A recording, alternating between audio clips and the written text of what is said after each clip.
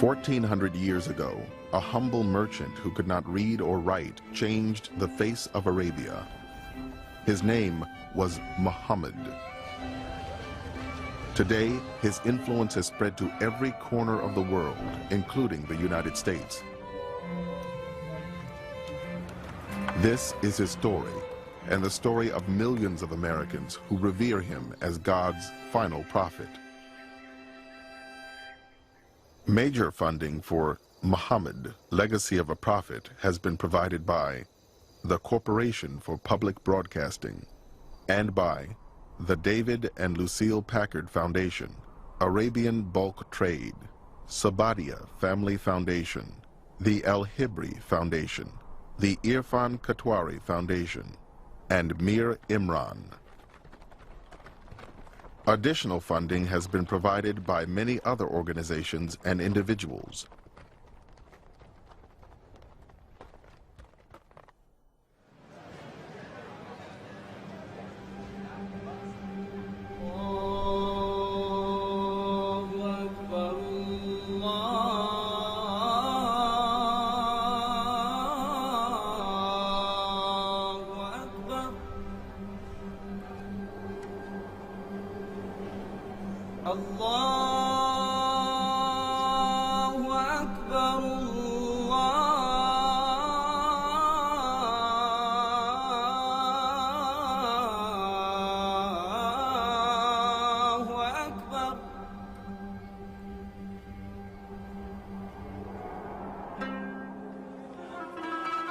He was neither tall and lanky, nor short and heavy-set.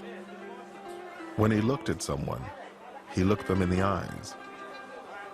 He was the most generous-hearted of men, the most truthful of them in speech, the most mild-tempered of them, and the noblest of them in lineage. Anyone who would describe him would say, "I never saw before or after him the like of him."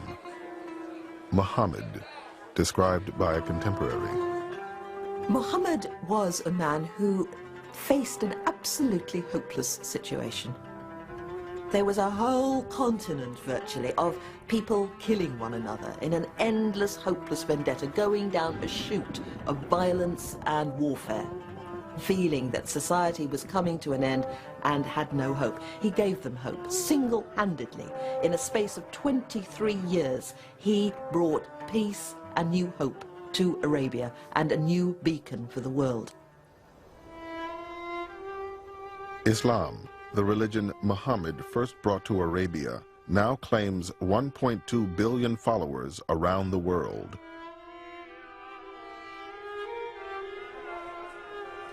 There are an estimated 7 million Muslims in America, where it is the country's fastest growing religion and the most diverse.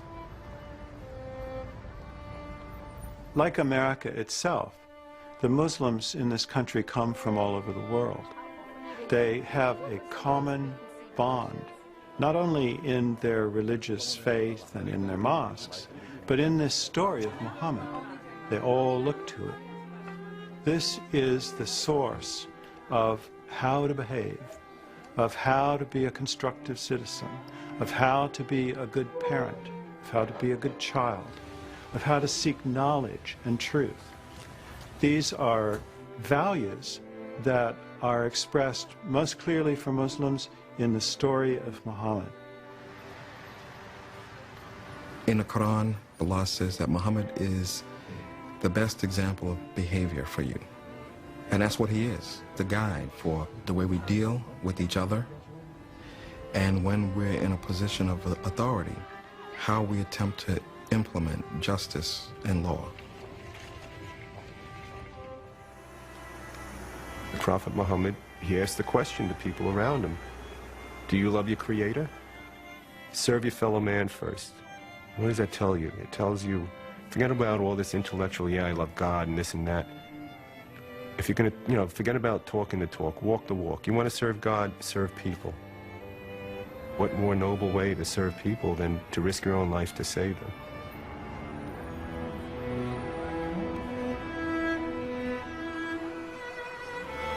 September 11th has changed the whole world. And it has also put the Muslim community in the spotlight. How about the dove installation? Is this... Muslims have a lot of hostility being hurled at them.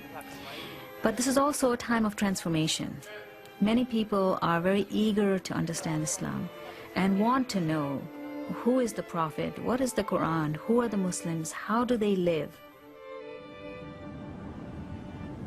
Through the stories about Prophet Muhammad, we were able to make connections, and all of a sudden you would feel that you could relate to things that happened 1,500 years ago, and that the issues weren't old-fashioned, they were universal. And that's what he's taught me. This is the story Muslims have passed down from generation to generation for 1,400 years. A story about the merchant, husband, father, statesman, and warrior whom they consider the final prophet. The man whose legacy continues to shape their lives today.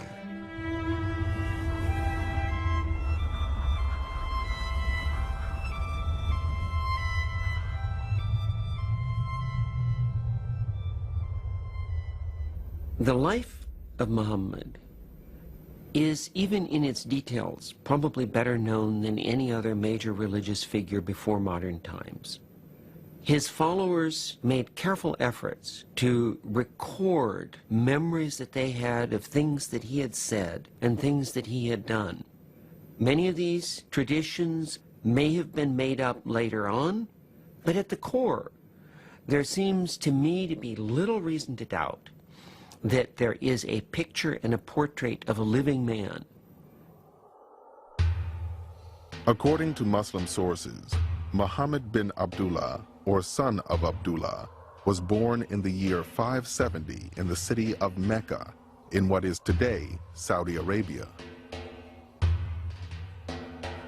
A poet of the times described Mecca as a place where winter and summer were equally intolerable. The world into which Muhammad arrived was a brutal one, defined by hunger, violence, and tribal warfare. You could not exist without your tribe. An individual in this dangerous world had absolutely no chance of survival. And that meant that the tribe had become perhaps the most sacred value in Arabia. It's a society that's based on the idea of vigilantism, that if somebody attacked my clan, then I have a right to go and attack anyone from his clan. They saw justice as taking revenge. The Arabs of the 6th century had no written code of law, no common religion, and no central government. In this dangerous world, Muhammad had the good fortune to be born into Mecca's powerful tribe, the Quraysh. But his father died before he was born, and his mother died when he was only 6. His uncle, Abu Talib, was left to raise the young orphan. He surely had to have worried about his future, what will he be? And so he must have been a very introspective child. Muhammad had the habit of going out in the desert and contemplating the stars and thinking about why he was an orphan and how would life be to him in the future. Orphans were marginal people, and he felt very, very strongly identified with the poor and disadvantaged for the rest of his life. The Mecca of Muhammad's youth was both a religious and a commercial center, located at the crossroads of 2 major trading routes. Pilgrims came from all over Arabia to worship the hundreds of idols that surrounded the Kaaba, an ancient shrine in the heart of the city. The Kaaba was surrounded by a sacred area where fighting was not allowed. The commerce generated by the pilgrims made it possible for a young man in Muhammad's circumstances to make a living in the markets of Mecca. Soon, Muhammad began acting as an agent for wealthy merchants, taking their goods on caravans throughout Arabia. These journeys exposed him to a variety of other tribes and communities and a range of new ideas.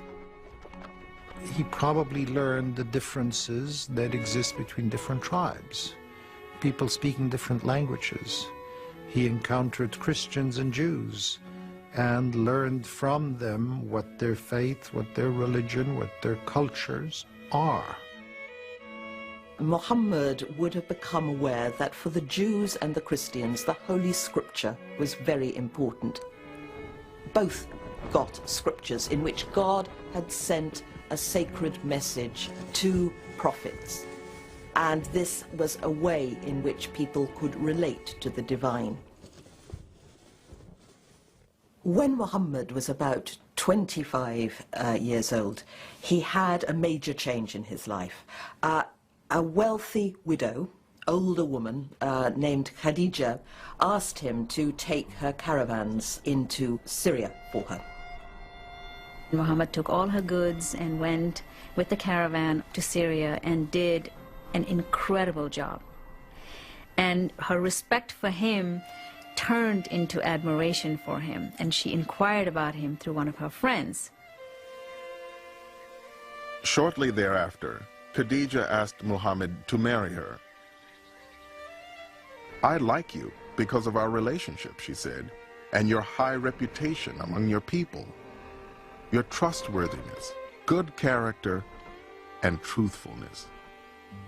And this is interesting because she's a very beautiful woman, but she's 40. She's moving into her maturity, and he's a 25-year-old youth. He's an orphan, and he accepts this proposal, and it's arranged through the family, and he does indeed marry her. And people have often said, rather sneeringly, that this was just a marriage of convenience on his part. He'd just married the wealthy widow for his own gain and profit. But there's no doubt in my mind that he deeply, deeply loved Khadija. Over the course of their marriage, Khadija and Muhammad had 4 daughters and 2 sons who died as infants. He was a family man and a successful and respected merchant. But as Muhammad approached his own 40th birthday, he was becoming increasingly restless and troubled by the problems of Meccan society. Within a few generations, they had gone from this kind of brutal existence in the Arabian steppes to becoming financiers, bankers, businessmen, merchants with a lot of money. And this was great, of course, and people were delighted, but it was a very disturbing time because the market economy demanded, as we know only too well in the West, a strong competitive streak. People no longer felt that they had to take care of the poor and the needy and the weaker members of Quraysh any longer. They had to make as much money as they possibly could. They had a marvelous society, they had a trading town, they were booming, they were doing business, they were living like an affluent society. And when you have an affluent society, the tendency is to become hedonistic, to look at, what are the pleasures of life? Muhammad would often retreat to the mountains outside Mecca to meditate. It was on one such retreat in the year 610 that Muhammad had an experience that would transform history. The Prophet used to retire from time to time into a hill called Jabal al-Nur, the mountain of light.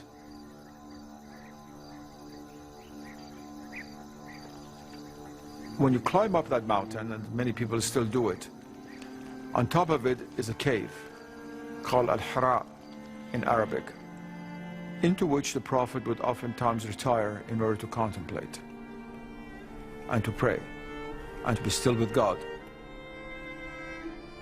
The coming of the revelation was an immediate act. The descent from heaven came suddenly. Muhammad was woken from sleep and felt himself absolutely enveloped by a terrifying divine presence. He says it's an angel that seemed to squeeze him in a devastating embrace, and it felt as though all the breath was being squeezed out of his body, and a voice said to him, "Recite."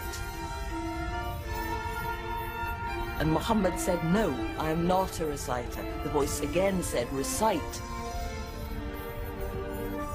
Recite." And then squeezed, as he said, almost beyond his endurance, Muhammad felt the first inspired words of a new scripture in Arabic pouring from his lips. اقرأ باسم ربك الذي خلق. That is, recite in the name of thy Lord who created. And Islam had come into being. And the Prophet, of course, having received the divine word, began to tremble and tremendous fear, because there's no common ground between the human reality and the divine reality. He ran out of the cave. When he ran out of the cave, he looked back, and the archangel filled up the whole of the sky. Everywhere you looked, there was Gabriel. Not just a single angelic image, but a presence, a being, a power. This is how the ineffable, incomprehensible, utterly transcendent, indescribable God makes itself known to us. This was something that really shook him to the very core of his being. And he goes down from that mountain and he is shaking. And I think it's shock. Here's somebody who's gone looking for this transcendent reality, and this transcendent reality is now replying. Muhammad was so shaken by this experience, he feared he might be possessed. He ran home directly to Khadija. And there he flung himself into her lap, and he said, cover me, hold me, until the terror had passed. Khadija was the person who reassured him. He said, have I become a kahin, a soothsayer? And she said, no, my dear, this is not what God does. This revelation comes from God. The message Muhammad received on the Mountain of Light was simple. He was to recite the words of the one true God. But Muhammad still had doubts that his experience was genuine. Khadija thought it would be a good idea to go to consult her cousin, Waraka, who was a Christian. She's saying, we need to go to somebody that knows about these things. Because if you're told you're being given a message from God, well, there have been previous messages. So let's go ask Waraka, who knows the scripture. He knows the Torah and the gospel. And as soon as Waraka heard about this, he immediately said, Muhammad is the prophet who will bring the revelation of the one God to the Arabs. And he warned Muhammad that he would have a really rough time. He says, your people are going to reject you and they will chase you out of this city. This has never come to any human being except they were persecuted, because this is basically undermining the paradigm. And after a while, Muhammad began to realize that the messages he was receiving fit a pattern that he knew about from Jewish and Christian tradition as well, and that is that there are such things as prophets. There are people who receive messages from the divine, and that he began to realize that indeed he was one of them as well. When we think of prophecy, we come from a tradition in America where we think of Charlton Heston, you know, with a great big beard, and the wind's always blowing, and he's wearing raggedy clothes, and they're ranting people, you know, they're ranting, raving. In the Islamic view, a prophet isn't this kind of person at all, but it's a person who has been selected very reluctantly from his people. God selected them, and they couldn't get out of the clutches in the sense they had to do it. you have to think in terms of a tribal Bedouin society. What is the worst thing that could happen to somebody? It is not death. It is shame. And so I'm sure that in his own mind, the idea of being shamed was probably very important. And think of the double loss of face. You know, he's going to lose face, he's going to be shamed in front of his people, and he's going to be shamed in front of Allah who gave him that message. One of the drawing features to me as a non-Muslim who came from just a very diverse background was his humility and his humanness. Kevin James is a supervising fire marshal in Brooklyn, New York, who converted to Islam as a young man. I felt a kinship to him also personally, and there's probably about 1 billion Muslims who would say the same thing personal, this personal kinship that they feel with him. He grew up an orphan. Now, I'm not an orphan. I have 2 parents, but my position in society, I've always felt separate. America is a racial nation, and either you're black, you're white, you're Italian, you're Jewish, you're this and that. So coming from a mixed background, I felt like kind of in limbo. My father is Native American and African American, and my mother is Jewish. They were very a-religious, I would say, to the point of being atheists or agnostic. I recall as a child, we get a dreidel on Hanukkah, that we had a menorah in the house, and we also had a Christmas tree and exchanged presents. So I just never really identified with any religion, but what was always emphasized was discussion and dialogue and seeking for the truth. So I went through a period of trial and error searching, and I stumbled, I guess I almost literally stumbled on Islam. What appealed to me was the universality of the message. Any religion that gives a code of righteous, ethical conduct and respect and gratitude and obedience to one being is Islam. So here's a book, the Holy Quran, that validates other religions, the diversity of mankind, and it puts the onus of salvation on the believer. The Quran teaches you that the saving of one life is as if you saved all of humanity. And that's one of the reasons why I became a firefighter. What more noble calling than that, to save a person's life, to save people, to save their property? There's another fire in the back. There's been a couple fires. Okay, yeah, so show me what you have. From being a firefighter, I became a fire marshal. That's an arson investigator. How long has this been vacant?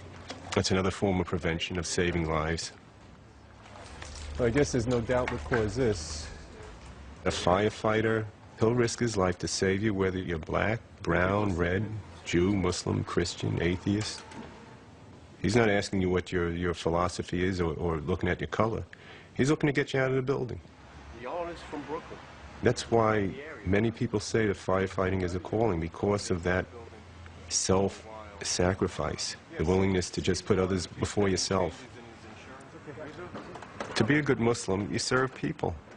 And specifically, Prophet Muhammad, he asked the question to people around him, do you love your Creator?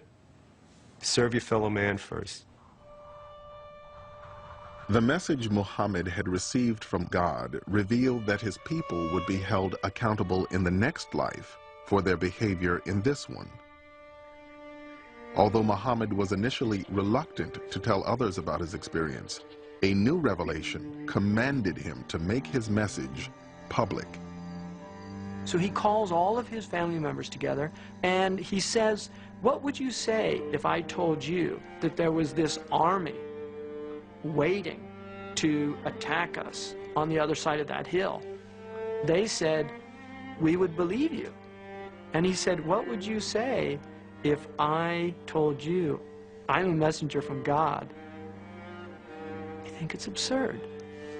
You called us together for this? And he says, will no one support me in this? And the only person is a child, Ali, who's his cousin, gets up and says, I will support you. And they think this is hilarious, that this is who's going to follow this prophet. Is a child. Think about it. There's a man, a middle-aged man, who doesn't know how to read or write, who has no wealth, who is an orphan. Yes, he is from a very important tribe, but he works for a woman. And he now says, I'm the prophet. God has spoken to me. This is not going to fly. The divine message that Muhammad brought to his fellow Meccans carried with it a sharp warning for their increasingly materialistic society. He was coming to warn the people of Mecca and the surrounding countryside and his own tribe of Quraysh that unless they pulled themselves together and started creating a more just and decent society, restoring the old tribal values of looking after the poor, the orphan, the widow, the oppressed, then there was going to be a terrible catastrophe. The Arabs did not believe in afterlife. They really thought that life ended with death, and there was no resurrection, there was no coming back, there was no reincarnation. So now Muhammad is saying, you know that one God we spoke of? When you're going to die, you don't just disappear, but you're going to be accountable to that God for the good deeds and the bad deeds. He was bringing a moral, ethical, social message to his people, that we're all in the same boat before God and we must treat each other well with compassion and justice and equity. The revelation Muhammad received on the Mountain of Light was only the first of many that he would continue to receive for the rest of his life. The revelation does not come in a lump sum. It doesn't just come down from heaven, here's the book, now go out and teach it to the people. No. It is coming down slowly. It's coming down as events unfold. And it's explaining the events, but it's also coming down in a way that he can absorb it. Because the idea is that this thing is so tremendous, this thing is so immense, that it's not something that we can give you all at once. This is going to take time. He used to say that I never once experienced a revelation without feeling that my soul had been torn from my body. The prophet could be sitting, he could be on horseback, he could be walking, he could be talking, but he was suddenly seized by the divine word. He would feel a great weight descend upon him. He would sweat profusely, even on a cold day. Sometimes, he said, it would be like the reverberations of a bell, and that, he said, is hardest for me. It's not the words that were coming, but he'd have to listen very hard for the meaning of what communication, divine communication, was coming through. After Muhammad received each revelation, he would recite it to the people who were with him, and they would pass it on to the community.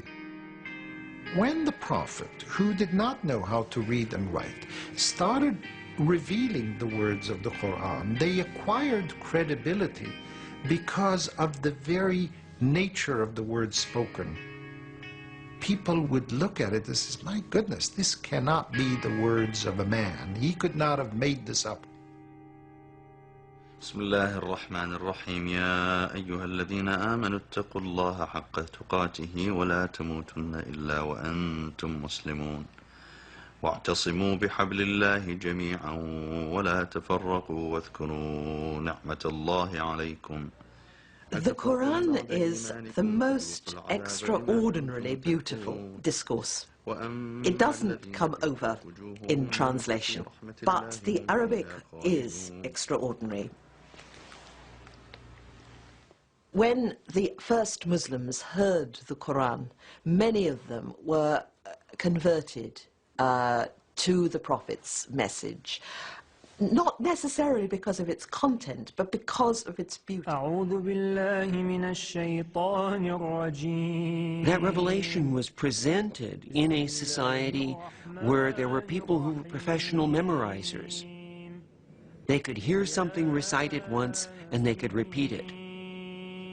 The recitation then by Muhammad was carefully preserved immediately in the minds of memorizers and in the minds of people who were able to write down notes. What we now call the Quran represented the complete collection of those words that Muhammad recited when he said, "This is the revelation of God." All we have of the Prophet and all we have of the Word of God is actually words. We don't have any pictures. We don't have any statues. All we have left is words. We can take those words and through the art of calligraphy, we can make them more vivid, more accessible. For Muhammad Zakaria, words are the basis of an art form. To prevent idolatry, Muhammad discouraged the creation of any images of himself or other prophets. Calligraphy eventually became Islam's highest art form. Among the sacred texts that Zakaria writes is the Hilya, a portrait of the Prophet in words.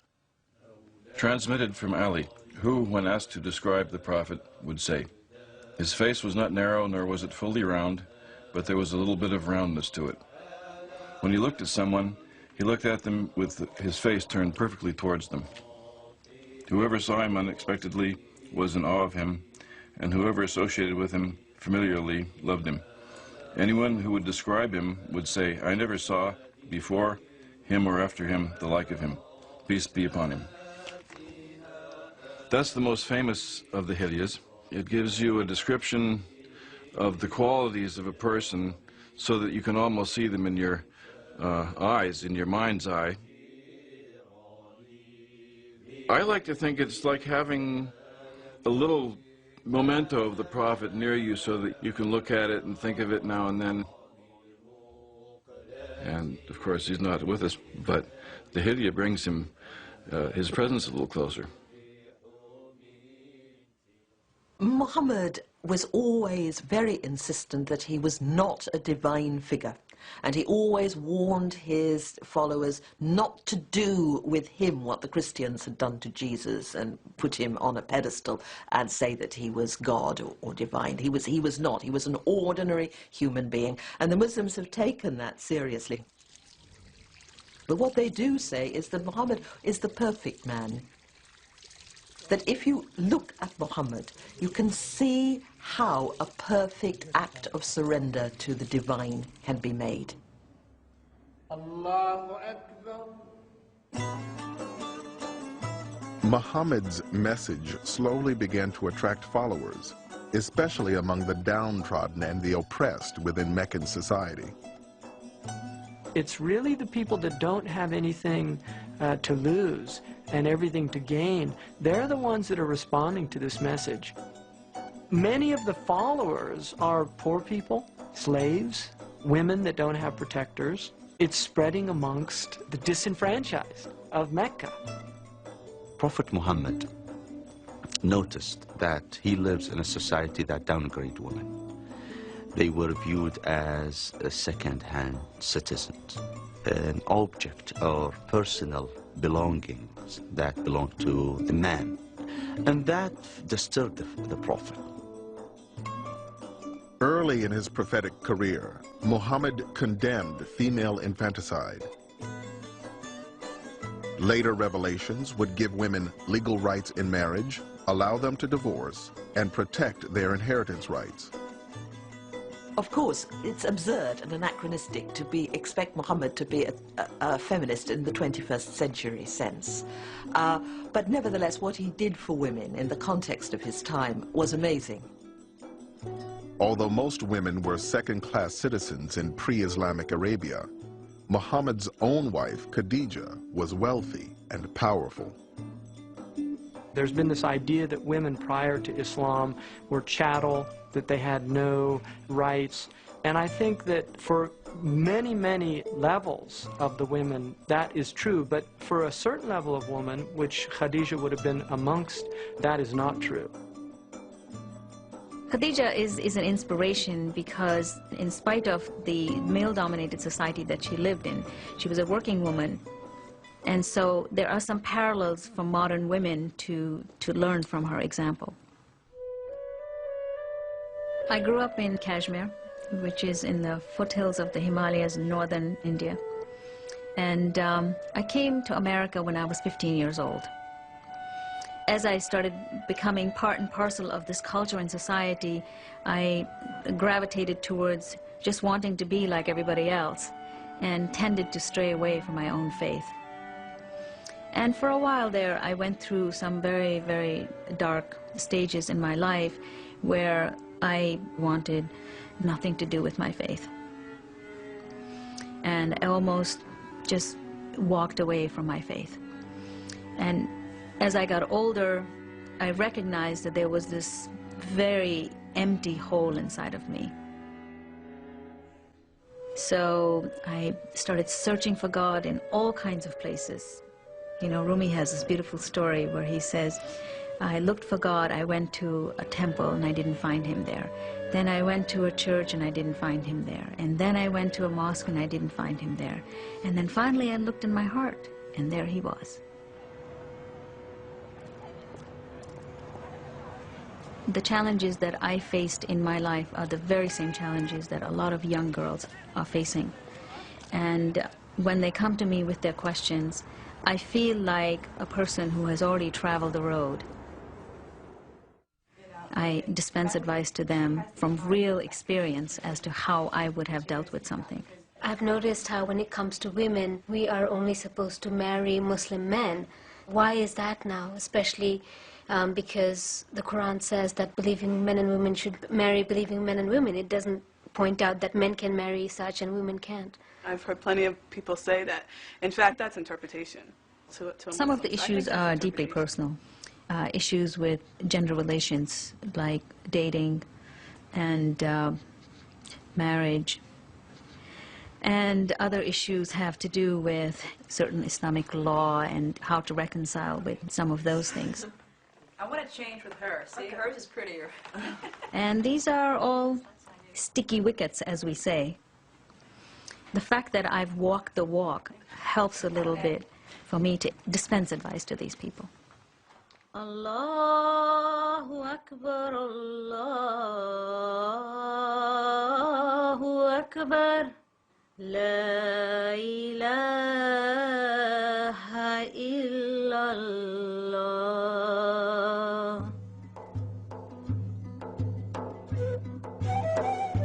In Mecca, opposition to Muhammad was growing. His message of monotheism and his campaign against idolatry threatened the lucrative trade that fueled the Meccan economy. The business of Mecca is to draw pilgrims to Mecca. They want to make money. And the way they draw pilgrims to Mecca is people come visit their gods. Well, here's somebody who's saying, these gods, they're not real. They're stones. They're rocks. You're wasting your time. Now, that message has economic implications to the Quraysh. They're worried. This man is going to undermine our business. In the tribal system, Muhammad was protected by his uncle, Abu Talib. So the Meccans went to Abu Talib and asked him to turn Muhammad over to them. Abu Talib was in a difficult position. He was not a Muslim. But it went against the grain for him to simply hand over his beloved nephew to these people who would kill him with impunity. So he took Muhammad to one side and said, look, don't do this to us. Can't you just keep quiet? And at that point, the Prophet says, if they put the sun in my right hand and the moon in my left hand, I will not stop preaching what I am preaching until this message is conveyed or I die conveying it. And this is what he tells his uncle. And at that point, he begins to weep. And his uncle looks at him and realizes the depth of the conviction of this man. And he says, say whatever you want, you have my protection. One of the things that the Prophet Muhammad ﷺ taught us was that it is our duty to try to correct injustices in the world. And if you see something wrong, change it with your hands. If you're not able to, then speak out against it. And if you're not able to do that, then feel bad about it in your heart. But that is the weakest form of faith. Wherever possible, the Muslim should try to take action and not let an injustice go by without calling it what it is and asking for change. All right, what do we have? Books prepared for the week. Dealing with change is part of Jamil Johnson's job. As Chief of Staff for Congressman Gregory Meeks of New York, he manages the congressman's schedule and briefs him on policy issues. The biggest problem with the bill is that there's the issue of discrimination using federal funds. Because it's not like a private grant. You're telling me that you recommend a no vote. I'm recommending a no vote. As we had said in the beginning, I'm going to give you the technical part and what I think the issue is. You take care of the politics. Good deal. What else we have? My goal is not necessarily to simply seek votes or campaign money or to be accepted as a part of the game. As Muslims, we must seek justice. So what I try to do is educate. In many cases, the best thing that you're able to do with that kind of education is decrease prejudice and increase understanding. If I practice my Islam on the job and do that without trying to interfere with anyone else's practices, whether they be religious or otherwise, then I make it easier for the next Muslim that comes on board. Especially also if I do a good job, because then some of the prejudice, some misunderstanding goes away. One of the narrations. Johnson coordinates the Friday prayer service, or Jummah, on Capitol Hill. It's grown since we started it. Used to be sometimes 3, 5, 10 of us. Now there can be up to 40, 50 people. We're busting out of the room that we're in. It's kind of a re-energizing, kind of refilling our fuel tank with faith again for the rest of the week. The image of the messenger gives us an example of somebody who was extremely successful as a head of state. Nevertheless, he never had to compromise his integrity.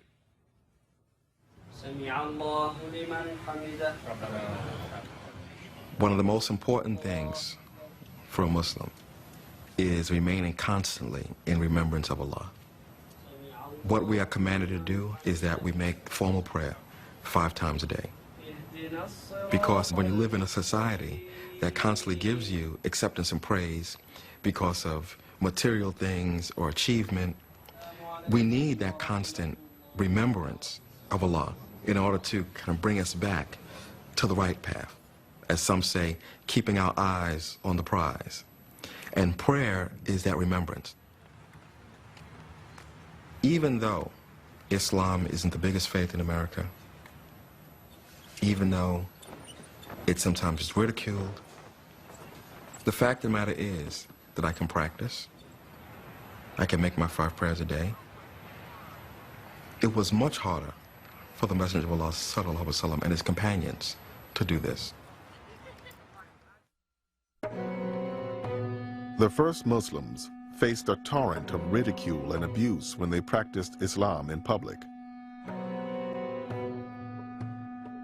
Attacked by crowds throwing stones, they retreated to the surrounding mountains to pray in secret. Many pagan families split apart when their children converted to Islam. Finally, the leaders of Muhammad's tribe, the Quraysh, decided that harassment alone would not be enough to stop him. The Quraysh, they see it as our honor is being threatened. We need to deal with this. This is the point where they begin to really increase their persecution. They start sanctions on the house of Bani Hashim, which is the sub-clan of the Prophet Muhammad. They begin sanctions, they begin to prevent them from trading, from transacting. And that meant that basically they were being starved out. They couldn't buy food, they couldn't do business. Abu Talib was ruined by this.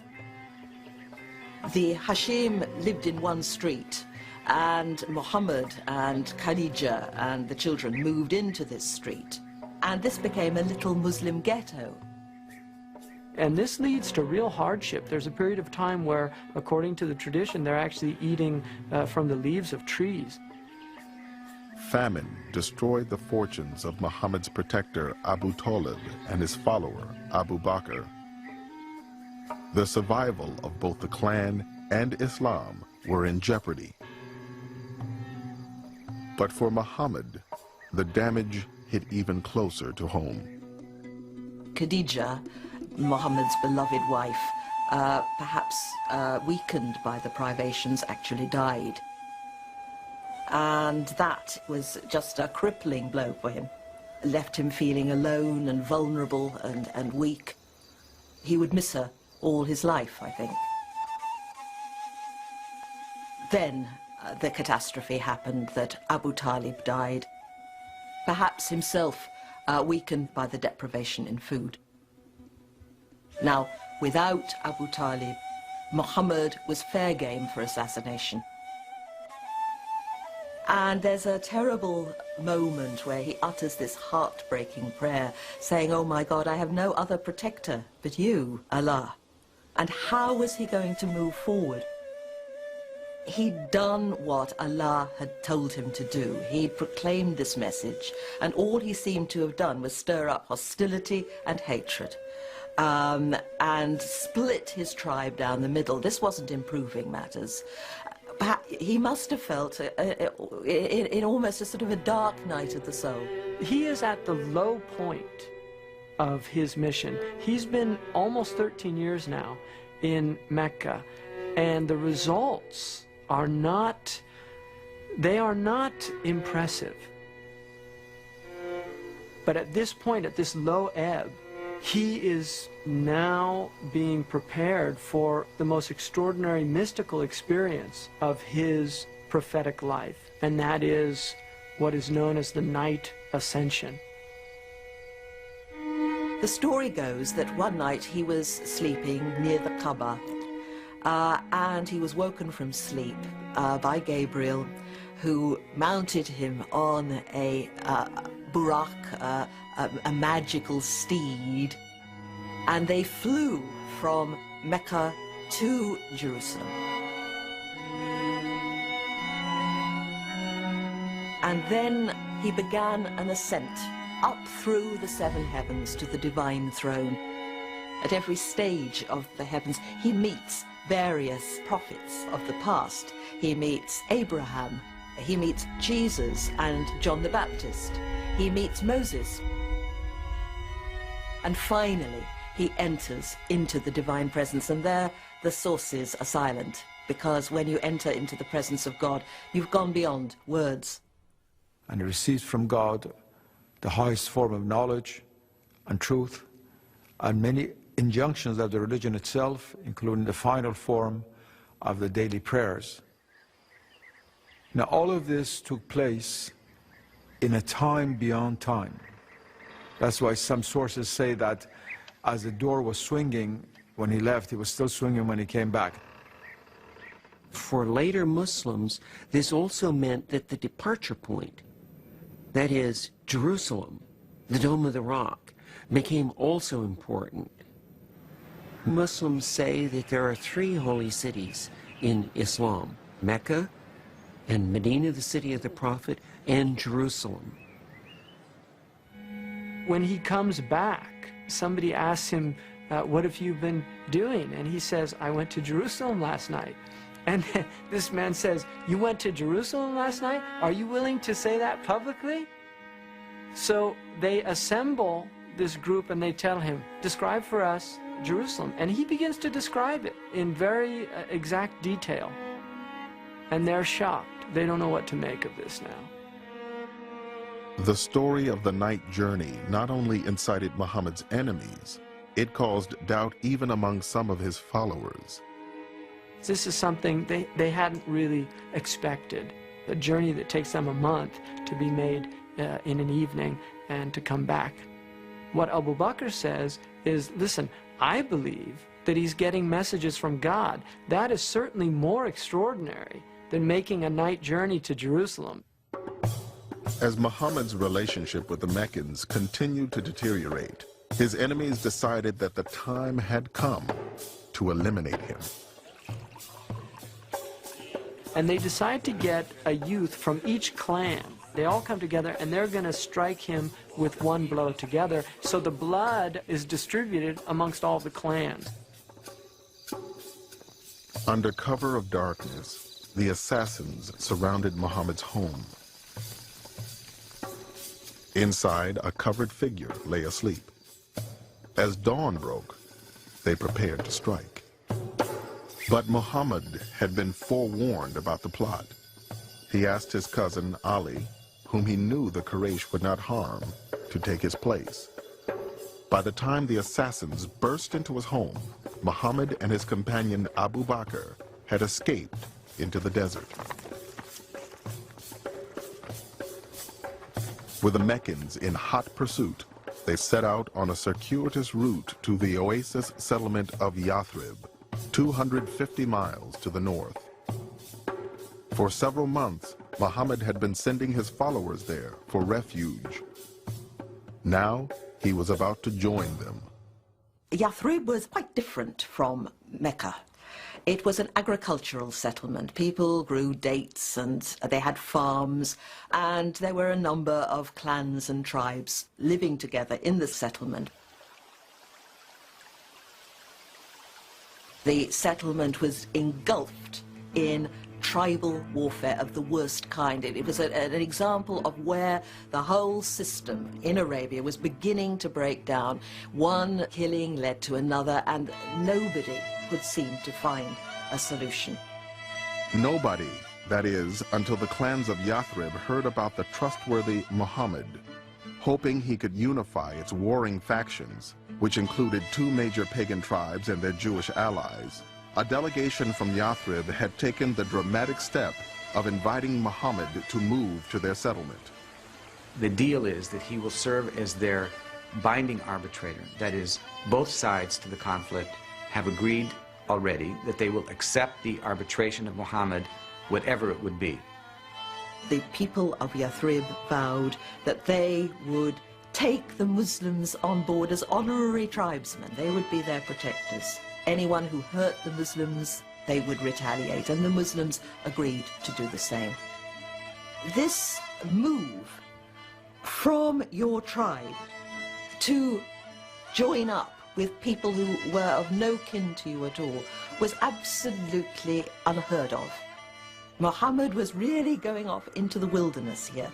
He was breaking every tie, doing something utterly shocking and novel.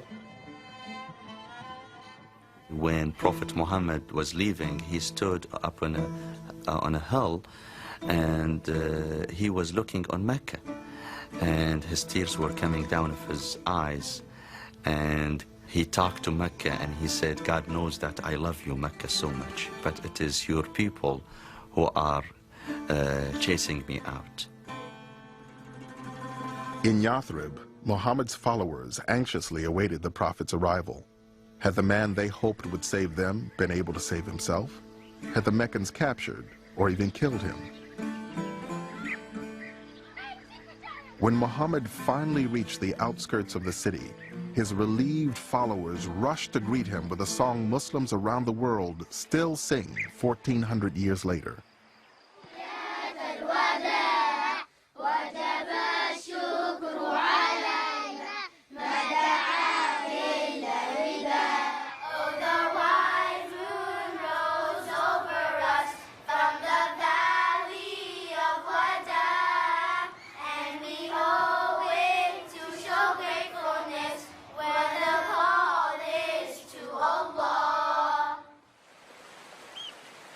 Muhammad's arrival marked the beginning of a dramatic new chapter in the history of Islam. For the first time, he would be the leader of a sovereign community based on Islamic law. Yathrib would henceforth become known as Medina. Muhammad arrives in Medina as somebody who's escaping danger. He's been invited there, but he doesn't know what to expect. So at each stage of his life, there's a new challenge, and obviously new fears and new doubts. And so he started thinking in terms of policy, in terms of strategy, in terms of tactics.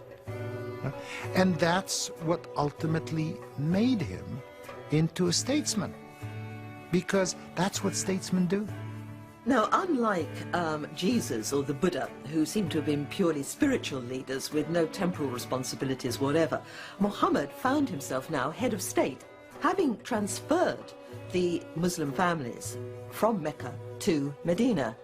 He now had to make sure they could survive there. The survival of the fledgling community depended on its ability to defend itself against attacks from Mecca. To respond to this possibility, Muhammad developed a novel political solution. He essentially establishes a pact, an agreement. Sometimes it's called the Constitution of Medina. Whether you were a pagan or a Muslim, or a member of the Jewish tribes or any other tribes in Medina, you had to sign on to this pact. And the pact established that if there were ever an attack on Medina from the outside, all the inhabitants of the town would be responsible to defend the city. This way, Muhammad really developed a revolutionary idea, which was transcend your tribal responsibilities, your petty particularism, and begin to think in larger terms as an entire community. Now, this was a very fearful, terrifying time for Muslims, but nevertheless, it was seen as a time when the faith was at its strongest. It's a creative act for Muslims to look back at the Muslim community in Medina and try to apply the ideals to their own society so that they can reproduce something of the Prophet's original spirit. I came here to this country and I came with a feeling that I left back in my original country in Iraq many memories, many painful memories. One of them that my grandfather as well as 13 members from my family were persecuted and imprisoned by the dictator Saddam Hussein. That reminds me of the agony and pain many early immigrants went through when they came to Medina. Like many other Muslims who have fled persecution in their native countries, Imam Hassan Qazwini was drawn to America by the promise of religious freedom and economic opportunity. He emigrated to Dearborn, Michigan, a city that has the highest per capita concentration of Muslims in the United States, where people are almost as likely to speak Arabic as English. Hijrah, migration, it has a shining aspect for me, as well as for the Prophet and his companions who came with him from Mecca to Medina. And that shining aspect was the freedom, religious freedom that they faced in Medina. Muslims here in America, they feel they are more free in practicing their religion than many other Muslim countries. Subhanallah, subhanallah, subhanallah.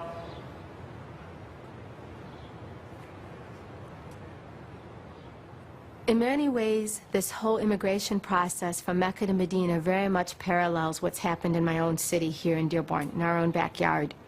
And I see it play out in the hospital where I work. بيتكلم عربي فما مشكلة أبدا بس ولكن إذا تحتاجين أي كان شيء هو بيتصل فيي وأنا برجع بتصل فيكم. Najah Bazi is a nurse at Dearborn's Oakwood Hospital.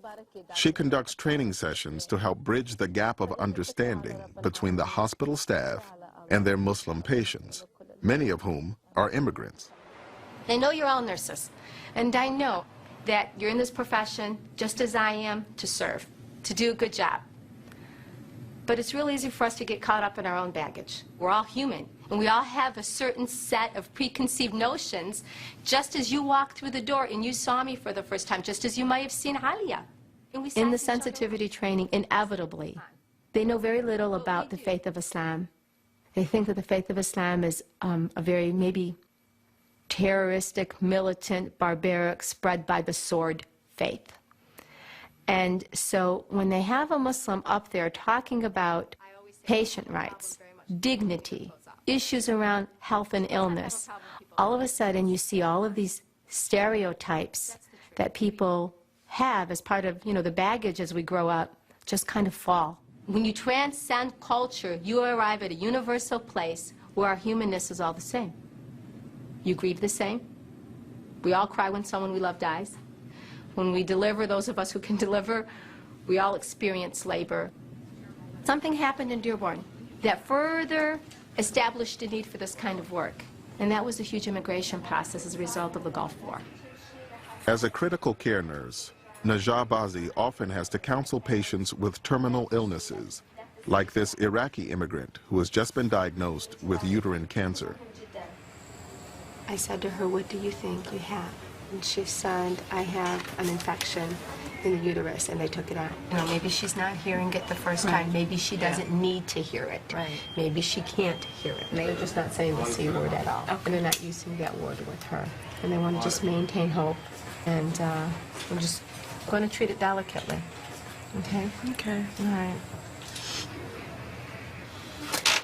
Okay. Thanks. Thanks. Assalamu alaikum.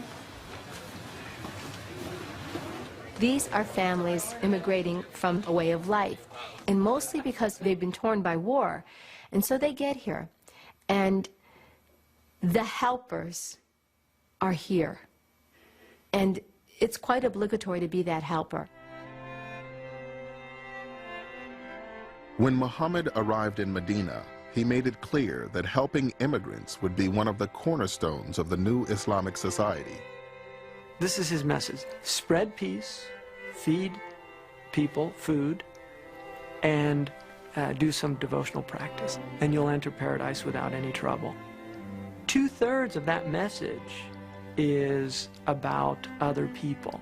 The secret of Medina is it's a place where human beings are going to attempt to live up to the ideal of the Islamic tradition. Part of the arrangement was that the people of Medina agreed that they would provide housing and support for the immigrants as they came in. And very often they were even paired, so that certain people had direct responsibility for specific people from Mecca. And that did not take place in 24 hours. It came step by step, and within a few months, you now had two groups. The helpers, so-called Al-Ansar, that is those Medinan Arabs who had become Muslims, and the Meccans who had become Muslims before them. And in this way, for the first time, you created the Islamic Ummah, that is, Islamic people, that bond which transcends all other bonds. He said to these people, these are now your neighbors, these are your brothers and sisters. He establishes that sense of humanity, that ummah. We are all connected to one another. We are all responsible for one another. A couple of you guys to carry to my car, okay? There's a mosque in the heart of Detroit, and it's run by an imam who started a soup kitchen. I want the kids to be able to see that that's part of Muhammad's message. This is the exit right here. So whoa, hang on, everybody. It's a sharp turn. Hang on. Actually, it's like not a good driver. Listen, I'm a good driver. This is the first test. If you can't pass this test, the rest of it's off. All right, man. The majority of the ones that come for the soup kitchen are non-Muslim. It's only maybe 1 or 2 people that are Muslim that come for the soup kitchen. And we let them know that it's a part of who we are. It's why we're doing this. It's a part of what God has commanded for the Muslims, for the human being to be charitable. But I'm studying to be ordained as a Catholic deacon. So I had run into Abdullah when he made a presentation about Islam, and I was really attracted to the works of this mosque. I was never aware that there was an active part of Muslim faith life that really reached out to the poor. I wasn't even sure that it was part of your creed. But Abdullah went through misunderstandings that would commonly exist. He started with the term black Muslim. What does that bring to mind? And, you know, honestly, it brought to mind certain things that would make you fearful. Certain kinds of maybe aggressive behavior, nationalistic kinds of thinking, as if we're going to carve ourselves off from the others and have no fellowship. He said, if I tell you what the stereotypes are that I have of Catholics, when you listen to them, you'll say, oh, those are extreme examples. Those are not what we are about.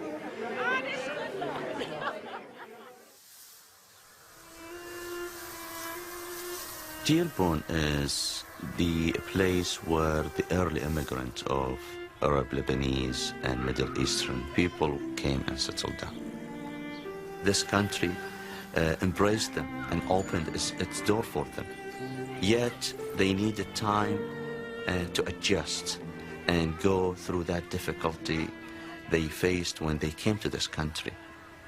It's two different societies, two different cultures.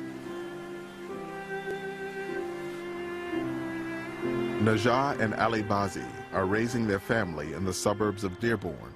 Their children are third-generation American Muslims. We're trying to combine the best of both worlds and give our kids the family values that our parents teach, and realize that they live in land in the United States which has many opportunities for our kids to prosper in. You still can't beat me. Okay, I'll beat you tonight. Can you? Can you shoot 5 in a row from the same spot? I can shoot 5 in a row from anywhere. 5 in a row anywhere? Anywhere. Anywhere? Right now? Right now. Let's go. Like many Dearborn families, the Bazis struggle daily to balance the sometimes conflicting demands of their faith and modern American society. Their daughter, Nadia, has decided to wear the hijab, or head covering, that was first worn by Muhammad's wives. Many Muslim women still wear the hijab as a sign of modesty and piety. And we're going to back you one way or the other. That's a given. Our daughter came to us and said, I've made a decision. And she's 16 now. And she said, I've decided that I want to wear hijab. I have no problem with him. The last time when you put it on, right? You made me take it off. No, I didn't make you take it off. I sort of persuade you, thinking, trying to bring out the other end of the light of it, right? And you resented me from that, correct? Big time. All right? I just thought maybe if you go through high school and then put it on after high school, Dad, then if then at least at that point in life, you'll be able to see what you want to do in life, and that, because you understand something, you never know where you're going to be and where you're going to go in life. I mean, it's sure this hijab is accepted in our community here, and you may do well. You end up being a doctor, a lawyer, whatever, you'll be doing very well for yourself. Look what just happened to you when you went down to Tennessee. I mean, you had driving a bus, and the state police trooper wants to stop over a whole bus full of people because they see hijabs. I think for Nadia, he probably feels much like I feel. There's great reverence for it, and then there's that oh my gosh, I want to protect my daughter from the world. I don't want people to think she's a terrorist. I don't want people to think she's oppressed. I don't want people to think I'm her father, I made her put that on her head. All of those kinds of things come into play. I don't think Baba is, trying to hurt you here. He's trying to show you a picture of the real world, and what you need to do is show him a real picture of your world. He's a father, he has some legitimate concerns. So my point is that you're still the same Nadia. Ali, maybe she's not done talking to you. No. If you've talked to her, give her a few minutes and then let her talk to you. Do you know that I'm doing this for myself and for you? You Dad, remember something. You're not doing it for me. You're doing it for yourself and God. All right? You're the one who has to answer to God. So do you. I will answer to God. Don't worry about it, Dad. I have my positives and my negatives in life, and I will answer to God. Don't worry about it. Baba, all that I do is a reflection of you. You're in good shape, man. You're in good shape, all right? So are we at peace? I never knew we were at war. Oh, Baba, He wasn't exactly thrilled when I wore hijab either. Calm down. Just say it. No, you weren't. I mean, neither was my mama did. I took it off after 2 weeks. I mean, it's natural, but you got to know what you want to do. If you want to do it, you're strong enough to do it. That's the end of it. There's going to be days where you probably are going to want to take it off. You know, some days are stressful, but I think you're strong. Muhammad tells you that, you know, you should always give what's best for your daughter. And me as a father, I'm just trying to give my daughter the opportunity to be able to see life from a wider angle and a bigger perspective. All right? People would immigrate into different parts of the country, but what was interesting is that they would all manage to find their way into Dearborn, a great many of them. And the reason for that is because the mosques were in place. Dearborn's newest mosque will be the largest in North America. Like the first mosque in Medina, it is being built with help from the entire community.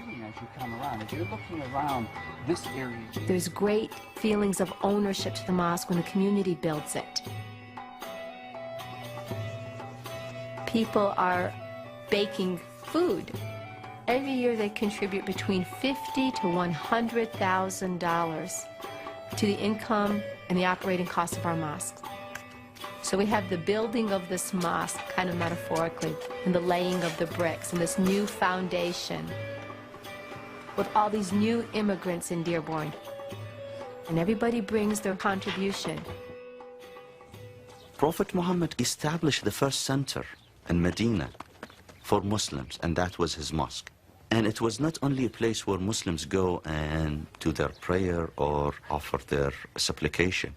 It was the center for the entire community. It was the headquarters of the Prophet. He would become a judge and solve problems among people inside the mosque. So he receives delegations. He would declare war or peace. The mosque was serving multiple purposes in the life of Prophet Muhammad. It was at the mosque that Muhammad discussed a sweeping change in policy with his followers. After years of exercising restraint in the face of persecution by the Meccans, Muhammad received a clear new revelation that marked a dramatic departure from the past. It gave the Muslims limited permission to take up arms in self-defense. The statesman was about to become a general. For 13 years, there's been no sanction to fight. Then a revelation comes that says, those who have been removed unjustly from their homes and have been fought because of their religious beliefs are sanctioned to fight, to defend themselves. Killing is always abhorrent. The Quran makes it very clear about that. And the Quran says that it's always wrong to start a war, to be an aggressor. But persecution is worse than killing. When people have been driven from their homes or deprived of their basic human rights, or when an evil ideology comes into the world, sometimes, regrettably, it may be necessary to fight, and sometimes lives will be lost. Muhammad's first large military engagement occurred near the town of Badr, when 313 Muslims set out to surprise a caravan from Muhammad's own tribe, the Quraysh. In a sense, the Battle of Badr, which became such a landmark in Muslim history, was a sort of mistake. The Muslims had planned a conventional raid, but the Meccans, when they heard that this band of renegades was attacking their great caravan, were so enraged they sent out the whole army against them.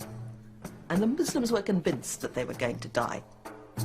He never wanted to fight the Meccans. I mean, the Meccans are his people, his friends, his family. He wants to co-opt them. He wants to make them the key, if you will, to the new Islamic Ummah that he's trying to form. So he doesn't want to go to war with them. As he prepared to lead the Muslims into battle, Muhammad took the unprecedented step of establishing clear rules of engagement for his army. He makes it very clear to his soldiers that if they have the right to use force against the Qurayshis, that does not mean that they will do the same thing that has been done in pre-Islamic wars, in which women and children could be killed, in which no prisoners could be taken, no quarter given. No, no. He said Islam is a religion of law. The Meccans had sent an army of about 1,000 men.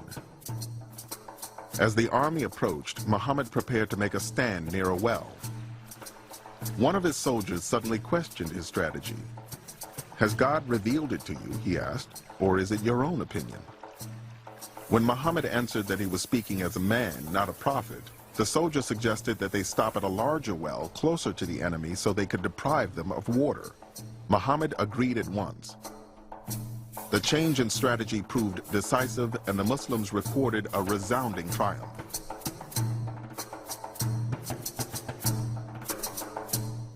It was a victory that stunned the Muslims. It seemed like a complete reversal, like a miracle, almost a sort of revelation of God in history. A furqan, they called it, something that separated the just from the unjust. After the battle, Muhammad received a revelation claiming the victory for God. The Muslims felt that angels had been fighting alongside them. The victory reaffirmed their belief that God was on their side and raised Muhammad's status higher still. But his followers also knew that the Meccans would seek violent retribution. A year later, an army of 3,000 Meccans returned to face 1,000 Muslims in the Battle of Uhud. The resulting rout left the future of Islam in mortal peril. It was a horrible battle, and the corpses of the Muslims were mutilated by the Meccans, and the Meccan women, as was their wont, came out onto the battlefield and danced around the corpses. Many of Muhammad's soldiers lost their lives in the battle, including a rabbi who had honored the Medina Pact by fighting alongside Muhammad. The families of the fallen Muslims were now without protectors. Then, Muhammad received a new revelation, allowing Muslim men to safeguard these women and children by taking as many as 4 wives, but only if they could treat them equally. That in itself, in the context of Arabia, was a bit of a restriction because a man could have unlimited number of wives. The context of the permission to polygamy is to say who is going to look after these women. And it was an act of faith, not an act of lust, that inspired men to take more wives. So it would be wrong to think of the Prophet as basking decadently in a garden of sensual delights with his harem. His harem was very much a matter of state, and sometimes his wives were rather a mixed blessing.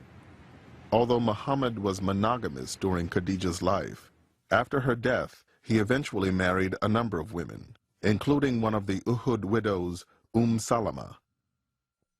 The reason for his marriages were really political alliances. It was a tribal society, and for Muhammad to marry into another tribe and to take a wife just meant that there was a bond being created with this tribe. Among Muhammad's wives were the daughters of his 2 closest allies, Abu Bakr and Omar. Abu Bakr's daughter, Aisha, would become one of the most influential women in his life. Aisha was very lively. She was brilliant. She was somebody that questioned the Prophet. She was not somebody in any way that took everything. She questioned him. She said, "What does that mean? Why did you do this? Why did you do that?" She was somebody that really had an incredibly active mind. She memorized vast amounts of prophetic traditions, and she's considered to be actually the transmitter of a large number of traditions from the Prophet Muhammad. In the year that followed the Battle of Uhud, the Meccans girded themselves for a final assault that they hoped would finish off the Muslims once and for all. They assembled one of the largest armies ever seen in Arabia and marched on Medina. But Muhammad hit upon a daring defense. Muhammad has dug a trench around the whole of the settlement. And you have an almost comic scene with the Meccan cavalry galloping up to this trench and pulling back in horror and saying, "What is this?" They've never seen anything so unsporting in their lives. This is something, they say, the Arabs don't do. It sounds comical, but surrounded by the powerful Meccan army, the Muslims were expecting all to be killed, to a man, to a woman. Stopped by the trench around Medina, the Meccans laid siege to the city and to the hundreds of Muslim families trapped inside. According to Muslim sources, in their determination to defeat Muhammad, the Meccans had recruited as allies many Bedouin tribes, as well as the largest Jewish tribe within Medina, the Bani Qurayza. For the Muslims, this defection was the final blow in a relationship that had been strained from the beginning. When Muhammad came to town, the organized Jewish community did not accept his prophecy. There were, according to the Islamic sources, some individual Jews that did accept him. But for the most part, the community as a whole did not. If the Jews would accept his prophethood, then he has tremendous and complete confirmation of his prophethood. But the Jews were so well respected that when they rejected his prophethood, and they did it actively, they became a very serious political threat to his very existence in Medina. Despite the aid of the Bani Qurayza, the Meccan siege could not break through the Muslim defenses. When the weather turned bad, the Bedouin tribes began deserting the field of battle. The Meccans themselves lost heart and departed, abandoning their Jewish allies to be tried by the Muslims for the crime of treason. Islamic sources believe that the Jews did indeed aid the enemy in trying to defeat Muhammad. This was absolutely against the terms of the Medina Agreement. The Jews and the Muslims decided that they would choose an arbitrator to determine what would be the future of the Jews. The person who was chosen was a man who was mortally wounded in the Battle of the Trench. And so he determined that the women and children of the Banu Qurayza would be taken as slaves to the Muslims, and the men would be killed. The Prophet agreed with this judgment. When he judged, he said that you have judged according to God and his messenger. And then approximately 700 men were killed. They were executed. So this definitely occurred. All that can be said is that this cannot be seen as anti-Semitism per se. Muhammad had nothing against the Jewish people per se or the Jewish religion. The Quran continues to tell Muslims to honor the people of the book and to honor their religion as authentic. And the Jewish tribes who had not rebelled, who had not given help to the Meccans, continued to live in Medina completely unmolested. Muhammad was not trying to exterminate Jews. He was trying to get rid of very dangerous internal enemies. It's unfortunate that many historians, and particularly in contemporary times, both on the Jewish and on the Muslim side, have transformed us. On the Jewish side, they have used that as a way of saying, well, you see, Muslims hate the Jews and they kill them. And on the Muslim side, it says, well, you see, the Jews are full of treachery and can't be trusted. Both are wrong. When the other tribes of the peninsula saw the impotence of Mecca with all its power and might against this little community, they began to switch allegiance and see that Muhammad was the coming man. Now, once that happened, once the tide had been turned after the Battle of the Trench, and the Muslims were no longer subject to the fear of extermination, Muhammad stopped the fighting. The Prophet Muhammad received a few people, militants, who just arrived from one of the battles that they came back from, and they felt so important. We finished this job fighting with the enemies of Islam. And the Prophet smiled and he said, let me tell you something. You finished the minor jihad, and now you have the bigger jihad ahead of you. And they were stunned. They thought that they just finished the biggest achievement in their life by being willing to sacrifice their own life. And then the Prophet explained that the biggest jihad is the struggle against your own desires and limitations. Jihad does not mean holy war, primarily. The word means effort, striving, and it's always a hard struggle to put the word of God into practice. When the Quran talks about struggling, or they're not talking always about fighting a holy war, they're talking about this immense struggle to implement a divine imperative in the flawed and tragic conditions of daily life. Fighting might sometimes have to be done as part of the jihad, but it is by no means the major imperative. I remember a quotation from Jesus, peace be upon him, who says that the first step in the reformation journey is to start with your own self. If you want to reform the society, you have to reform yourself first. And that's what basically the meaning of jihad.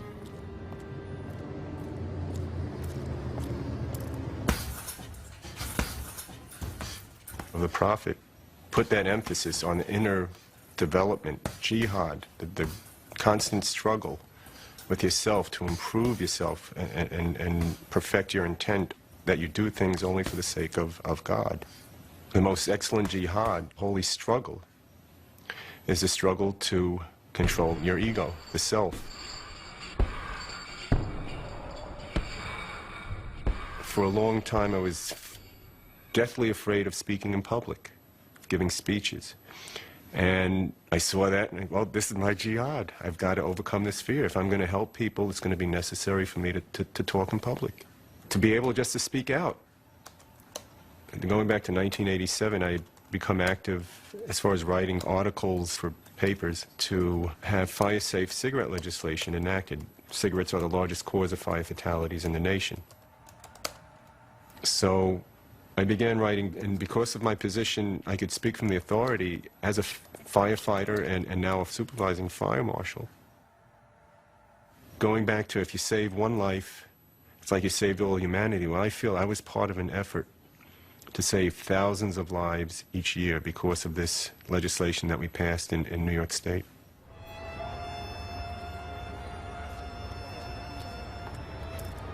Jihad is misused. There is absolutely nothing in Islam that justifies the claim of Osama bin Laden, Al-Qaeda, or other similar groups to kill innocent civilians. That is unequivocally a crime under Islamic law. Acts of terror violence that have occurred in the name of Islam are not only wrong, they are contrary to Islam. September 11th, I hooked up with 2 other fire marshals. We found a place to park near the bridge. There were about several inches of soot. If it had been white and colder out, you would have sworn it was snow. We came over to Brooklyn Bridge. It was just like something out of a movie. It was very quiet, you know, that muffled sound that you have during a blizzard, you know, you can't hear your feet hitting around. It's just very muffled, very quiet. So we put on our turnout gear, and we started heading over there. And it's just, I think I could speak for all of it. We were just all in a state of shock and disbelief. And I just felt, oh, in the back of my head, please don't be Muslims doing this. And I just felt sick.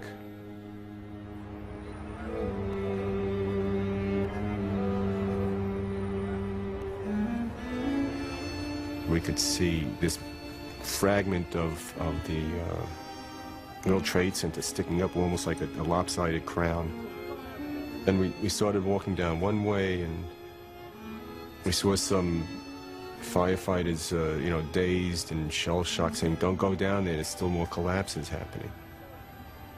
I mean, we're dying to go out there and do something. And, you know, we're figuring that some of the brothers, or even anyone, you know, people could still be alive, trapped under the rubble. But it was frustrating, but, I mean, you have to understand that they don't want to lose more people on top of the people who are lost already. This is just, I mean, it's just out-and-out madness, what they did. The Prophet himself, because of the circumstances, engaged in battle, in warfare, but he had a certain code of conduct that he followed. So you have to separate fanaticism, which every religion has, from the reality and the truth of that religion. These are fanatics who have lost sight of what the purpose of religion is, and they're acting, you know, on their own. What hurt me probably most of all was out of the World Trade Center attack was that here is a religion that I entered because of the universality and the tolerance that is throughout the book and throughout the sayings of Prophet Muhammad. Yet these people who did that and were behind it and planned it were just so intolerant and so disregarding of their own tenets that they could do something so horrific and kill people in such a horrible manner. It was hard. It was hard because it just, you know, that sinking feeling in the pit of your stomach. It's like, you know, after you do all this work and you try so hard, now we've got to deal with this. And the Prophet says, if you're planting a tree and the end of the world comes, you finish planting the tree. It means you just keep on going. You got to keep trying to live your life according to what you believe in. And for me and others, try to keep this from ever happening again.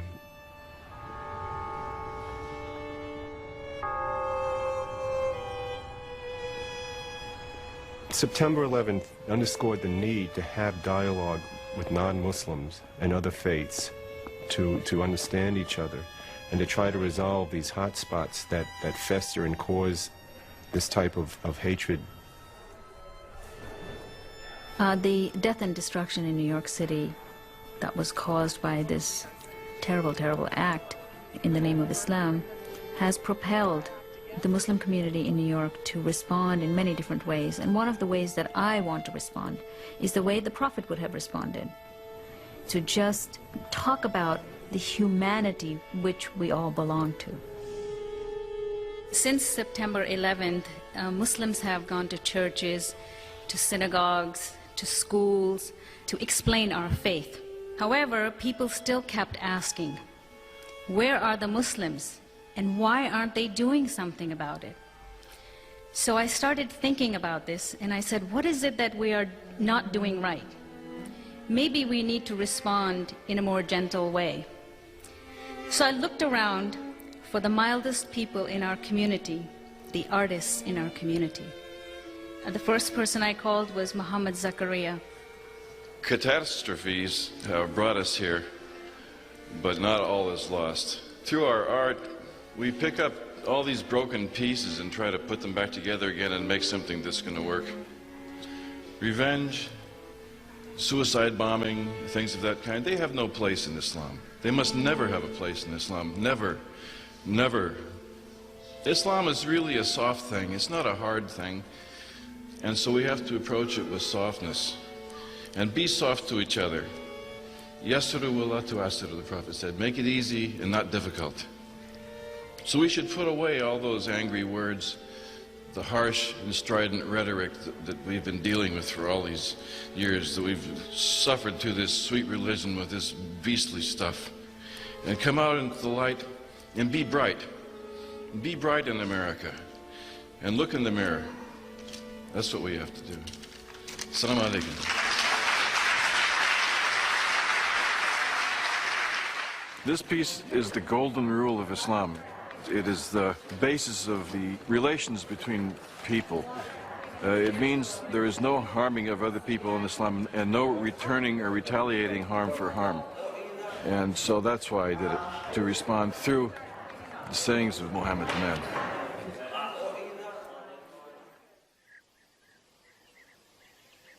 By the year 628, the battles that had occupied the Muslims for the preceding 4 years had come to an end. Once the Muslims were no longer fearing the threat of total extermination. Muhammad knew that the time for fighting had stopped, and it was now time to make an extraordinary initiative, a peaceful, non-violent initiative. He astonished the whole Muslim community and the whole community of Yathrib by announcing that he was going to go on the Hajj pilgrimage.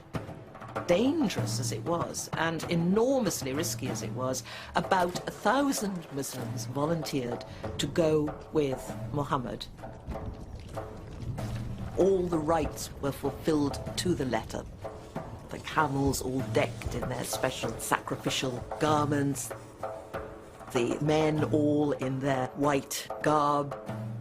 the Muslims set out on the perilous trip to Mecca, crossing the vast desert without any arms to defend themselves. When they reached Hudaybiyah, just outside the sacred area around Mecca where violence was forbidden, Muhammad surprised his followers by ordering them not to enter, but to sit and wait. He then sent an emissary to Mecca seeking permission to complete the pilgrimage. Muhammad knew, of course, that he was putting the people of Mecca into a really impossible position, because if they forbade Arabs to enter the city and perform the rites at the Kaaba, they would be abusing their position as guardians of the holy places. The Meccans themselves did not know what to do. When the emissary did not return quickly, the Muslims feared the worst. But Muhammad's gambit paid off. The Meccans offered to negotiate a treaty. With tensions running high, Muhammad began dictating its first line by stating his own name. Ali was taking down the notes with the Meccan negotiator at his side, and when Muhammad began saying, "The Prophet of God," the Meccan said, "I don't believe you're the Prophet of God. I can't sign to that." So he said, "Fine, Muhammad, son of Abdullah." And many of the Muslims felt that this was a major insult. The Muslims sitting round at Hudaybiyah watched this in utter dismay. There was almost a mutiny. 1,000 pilgrims stood refusing to accept this. Muhammad went back into his tent where he had his wife Salama, and he said to her, "What shall I do?" And she gave him some excellent advice. Part of the ritual of the Hajj was that you sacrifice a camel. And he went out and he sacrificed one of the camels, and somehow some kind of necessary tension was released. The ritual sacrifice of an animal traditionally marked the end of the pilgrimage. Grudgingly, the Muslims considered the pilgrimage complete and headed back to Medina. Muhammad had compromised on every major point in the treaty, but he had won the most significant concession. In return for postponing their entry into Mecca for a year, the Muslims had secured 10 years of peace and official recognition as a political entity. Muhammad had proved himself as capable a diplomat as he was a religious leader. There was wisdom in the treaty, because one of the things that was promised to the Muslims was protection as they moved throughout Arabia, that they would not be harmed, that they could move freely. And what was gained most greatly from that was the dawah, the teaching of Islam. On the way back to Medina, Muhammad told his companion Omar, "I have received a revelation which is dearer to me than anything else beneath the sun." It said, "Surely we have given you a clear victory." Then more and more and more people came to Islam. More and more people turned to Muhammad. It sent out a huge signal of strength, strength of purpose, utter courage, utter panache, and utter wisdom. That, of course, you could go on to fight. Of course, he could have gone on being the prophet with the sword. But there are times when to make peace is more daring, more creative, and more enduring. 1 year after signing the Hudaybiyah Treaty, Muhammad led his followers on a new pilgrimage to Mecca. After years of rejection, persecution, and humiliation, this was truly a moment of triumph. The first pilgrimage of the Muslims after Hudaybiyah must have been an extraordinary event for everybody, because the Meccans couldn't bear it. They decamped and went and sat up in the hills and mountains outside the city and watched this procession, huge procession of Muslims and some of their confederates coming on the Hajj, and as it were taking possession of the city, crying out the pilgrim cry, "Here I am, O God, here I come," in a huge cry. Then came the moment Muhammad had waited 7 long years to achieve. Muhammad sends Bilal, an African ex-slave, this lowest of the low in the eyes of the Meccans, up onto the sacred shrine of the Kaaba, what the Meccans regard as their shrine, to deliver the call to prayer. And the hills around Mecca are granite. They're set up for a sonorous voice.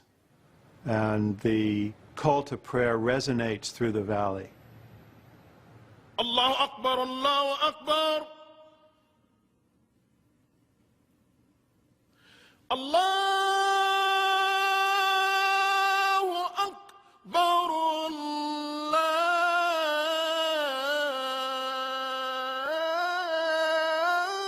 Allahu Akbar.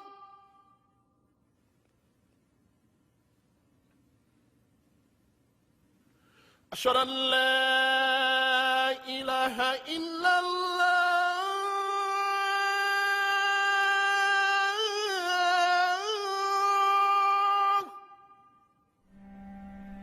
أشهد أن لا إله إلا الله.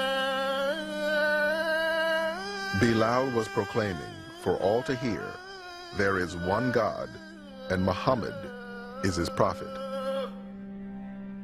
It must have been an appalling moment for the Meccans, but an extraordinary moment of exhilaration for the Muslims, performing all the rites punctiliously and then taking no advantage of this, going back peacefully home.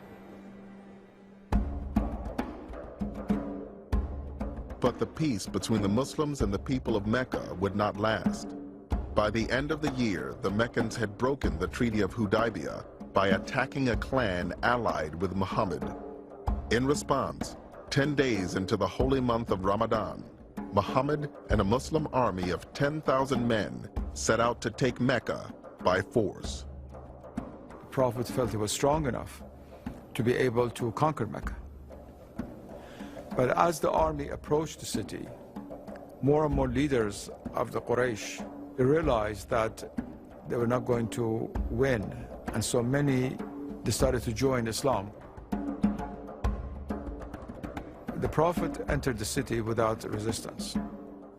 When he came into Mecca, he came in with his head bowed down. He did not come in as an arrogant, conquering warrior. He comes in humbled by a victory that he sees is from God. After circling the Kaaba 7 times, Muhammad destroyed each of the 360 idols that surrounded it. He then turned to the vanquished Meccans who had sought refuge inside the shrine, his own brethren who had oppressed and attacked the Muslims for so many years. He says, if you were in my position right now, what do you think you would do? And the Meccans are afraid they're about to die. And then he says, you are all pardoned. He grants them all amnesty. And this was unheard of in this culture, unheard of in this society, and very unexpected among the Meccans.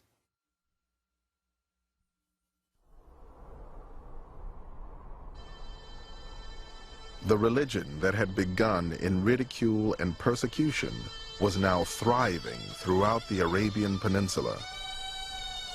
But shortly after returning to Medina, Muhammad received a premonition of his death. He told his daughter, Fatima, that every year during Ramadan, the angel Gabriel recited the Quran to him and asked him to repeat it. This year, Gabriel had asked Muhammad to recite the Quran twice. I cannot but think, Muhammad said, that my time has come. In February 632, Muhammad made what would be his final pilgrimage to the city of his birth. On his first pilgrimage, he had led a few hundred Muslims back to Mecca. This time, tens of thousands of believers followed in his footsteps. He arrives in Mecca as the leader of the Muslim people now, not as the enemy of the Meccans. And they begin to perform the rites of the pilgrimage. And during this period, Muhammad defines the rites of pilgrimage as they're performed today. Michael Wolff has written extensively about the Hajj, the traditional pilgrimage, which every Muslim is expected to perform at least once. 2 to 3 million Muslims from around the world travel to Mecca every year for this 5-day ritual, which takes them in the footsteps of Abraham, the ancient patriarch from whom Muslims, Jews, and Christians all trace their lineage. In 1990, Wolff, a convert to Islam, took part in his first Hajj.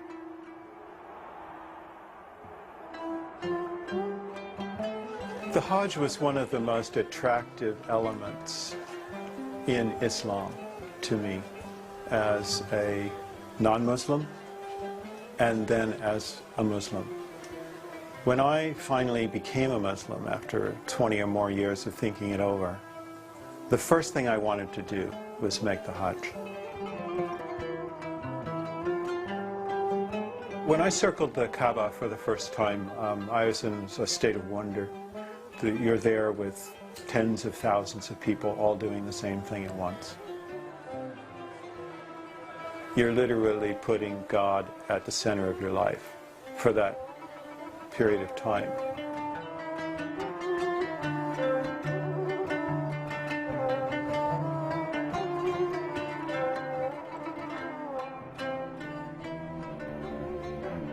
At the culmination of the Hajj, on the plain of Arafat, on a small hill called the Mount of Mercy, Muhammad gave his final sermon. Here is a man who began his mission as this individual in Mecca, persecuted, with almost no followers, and his life is completed with a valley filled with tens of thousands of people that have accepted his message, and there he is preaching to them his final sermon, and in it, in a sense, is a summation of this universal teaching. He tells them to be good to each other and not to violate each other's rights, for men and women to treat each other humanely, for brothers and sisters to treat each other well, and for Muslims to treat each other as brothers and sisters. And perhaps most importantly, he calls an end to revenge, to blood killing, to the vendetta, which has bled this culture terribly since he was born. At the end of Muhammad's sermon, he does not list his achievements. This man has unified people. He has taught them monotheism. He has brought them to peace. And yet he doesn't mark these as his accomplishments. Quite the opposite. He asks his community, have I fulfilled my mission to my God and to you? You can hear in his words the desire for a completed mission. This is a man of faith who is unsure of his effects. This is a very human moment in which he needs to know and he asks. And the people affirm that yes, 3 times they say, yes, you have fulfilled your mission. This was not a leader who was looking for his legacy in time. It wasn't for any purpose other than to make sure that when he was going to face his maker, he was going to be accountable.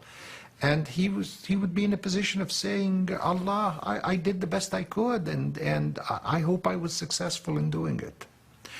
And that's all we can do as human beings.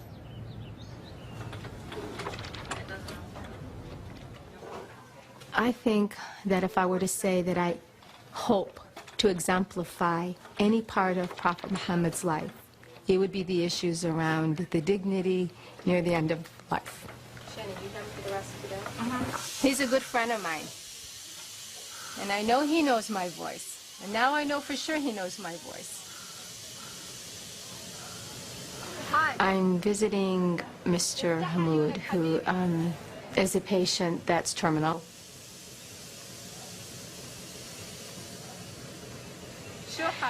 when he was not in the condition he's in now, he was very delightful, very loving, and very much wanting to tell his story. So we'd sit and listen and talk for long hours, and he'd give me all of his history and his past. So we're very bonded. He slipped into a more terminal stage, meaning less responsive. Although he responds, he's just unable to speak. Prophet Muhammad has taught us that near the time of death, the Holy Quran to hear is soothing, very soothing to the soul.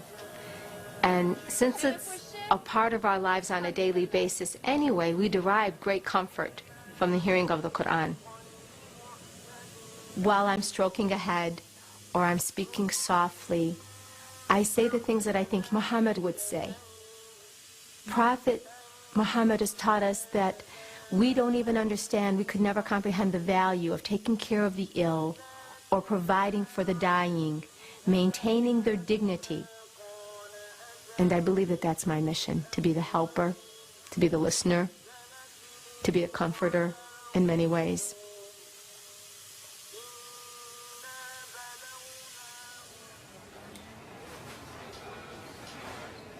The Prophet knew that death was coming. He had an indication that he would not be around for much longer. Muhammad had been feeling ill. He'd had some fever. It was clear that he was in real difficulty in terms of his health. And the household seemed to be convinced that Muhammad was dying. And while he was on his deathbed, and there were many who surrounded him, especially his close companions and his family, he called for silence around him. And he wanted it to be a time of quiet and of peace and of calm. Embraced by the community he had founded in Medina and cared for by his wives and companions, Muhammad died peacefully on June 8th in the year 632. The news of his death shocked his followers, especially Omar, who believed Muhammad would outlive them all. People began to hear, Prophet is dead. Omar went to the center square and started to say, there are hypocrites and liars who are saying that the Prophet is dead. In the midst of this chaos, Abu Bakr reminded the Muslims of a verse from the Quran that had first been revealed after the Battle of Uhud, when they feared that Muhammad had been killed. Abu Bakr comes into this scene of pandemonium, and he immediately stands up and says, whoever worshiped Muhammad, then know that Muhammad is dead. But whoever worshipped God, know that God lives on and never dies.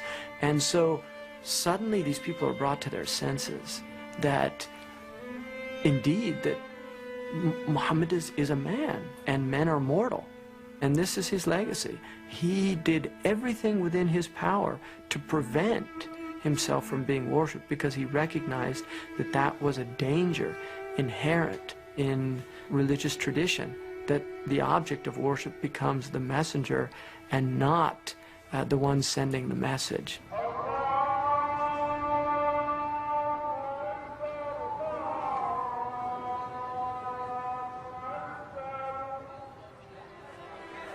Prophet Muhammad was a man, his flesh and blood, who brought one of the most eloquent revelations to mankind.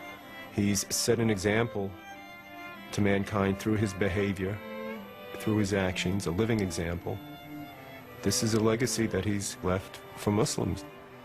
Muhammad's legacy is obviously the seed that he planted. It is his righteousness, his honesty, his integrity, his model as a political leader, his model as an individual, a man who has made great accomplishments in his time, and yet who didn't let the successes overpower him, didn't let his ego get the best of him.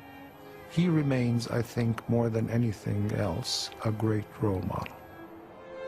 Muhammad is the kind of person who combines political and military and social and religious and intellectual dimensions of life in ways that are important for those of us in the 21st century who are struggling to put together complete lives ourselves.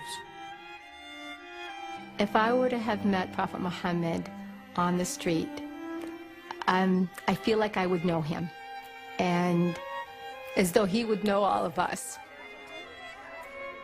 The beauty of it is we live our lives through his examples, but he's not God. Our reverence is to God, and our reference is to him.